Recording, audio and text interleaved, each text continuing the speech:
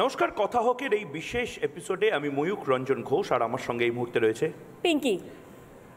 আমরা এই মুহূর্তে যখন এই কথা হোক করছি বা কথা হোকের আয়োজন হয়েছে, তখন খুব গুরুত্বপূর্ণ একটা সময়। এই সময় কিছু মানুষের এনফোর্সমেন্ট ডিরেক্টরেট কেন সন্দেশখালিতে রেড করবে তা নিয়ে আপত্তি, কিছু মানুষের বনগা থেকে কেন একজন অভিযুক্ত তৃণমূল নেতাকে তুলে নিয়ে যাওয়া হবে, রাতের অন্ধকারে গাড়ি ভাঙচুর করা হবে এনফোর্সমেন্ট ডিরেক্টরেটের, আবার এনফোর্সমেন্ট ডিরেক্টরেট এবং সেন্ট্রাল ফোর্স নিয়ে আপত্তি, এবং ঠিক সেই আপত্তিটাই যেন শ্রীরামকে নিয়ে আপত্তি হতেই পারে, কিন্তু তার কারণ তো থাকবে।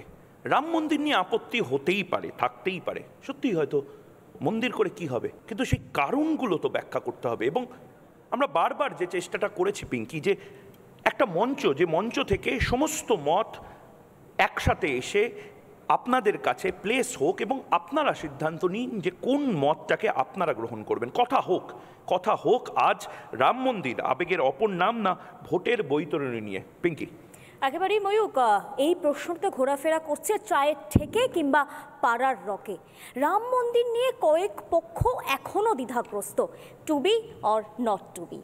কিন্তু এই কথা হোক মঞ্চে আমরা সেই কথাগুলোই তুলব যেগুলো সাধারণ মানুষ আজকে সব জায়গায় তুলছে।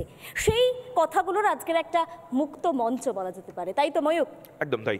আমরা ডেকে নিয়ে আমাদের যারা অতিথিরা রয়েছেন দুই পক্ষের, অর্থাৎ রাম মন্দির আবেগের অপর নাম না ভোটের বৈতরণী, যারা এই মুহূর্তে একদিকে থাকবেন আবেগের অপর নাম বা রাম মন্দিরের আবেগ নিয়ে যারা কথা বলবেন, তাদেরকে আমি এক এক করে ডেকে নিচ্ছি। আমি অনুরোধ করব সঞ্জয় শাস্ত্রী মহারাজ, প্রবক্তা হিন্দু জাগরণ মঞ্চ, আসন গ্রহণ করার জন্য।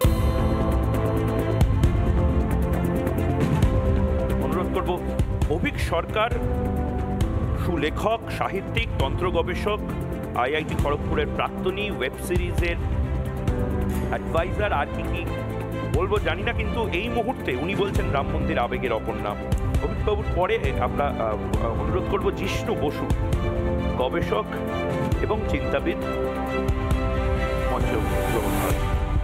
একই সঙ্গে ভোটের বৈতরণী কি রাম মন্দির, এই বিতর্কে যারা অংশগ্রহণ করবে, একদম প্রথমেই ডেকে নেব দেবাশিস ঘোষকে, রাজনৈতিক বিশ্লেষক। এরপর একই সঙ্গে ডেকে নেব অর্ণব সাহা, অধ্যাপক। মঞ্চে আসতে অনুরোধ করব একই সঙ্গে অশোক ভট্টাচার্য, যিনি কংগ্রেসের মুখপাত্র হয়ে আজ আমাদের সঙ্গে যোগদান করছেন।